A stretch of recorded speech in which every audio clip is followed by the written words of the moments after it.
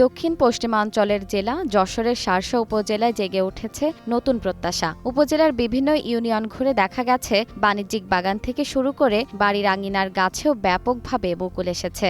বড় গাছের তুলনায় ছোট ও মাঝারি আকারের গাছে তুলনামূলক বেশি মুকুল দেখা যাচ্ছে। দেশি জাতের পাশাপাশি এখানে হিমসাগর, আম্রপালি, ল্যাংড়া, গোপালভোগ, গোবিন্দভোগ, মল্লিকা, বোম্বাই, কাটিমন ও বাড়ি জাতের আমের চাষ হচ্ছে।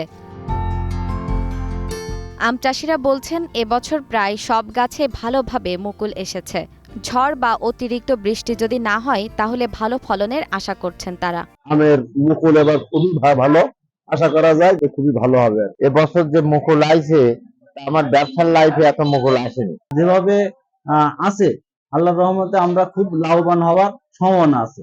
উপজেলা কৃষি কর্মকর্তা বলেন, আবহাওয়া অনুকূলে থাকায় প্রায় ৯০% গাছে মুকুল এসেছে। চলতি অর্থবছরে প্রায় ১০৬০ হেক্টর জমিতে আমের আবাদ রয়েছে, যা গত বছরে ছিল ১০৫০ হেক্টর, এবং ইতোমধ্যে আমের পর্যাপ্ত মুকুল চলে এসেছে এবং আমরা আশাবাদী আবহাওয়া অনুকূলে থাকলে এবং যথোপযুক্ত ব্যবস্থাপনার মাধ্যমে আমরা আম উৎপাদনে আমরা সফল হব।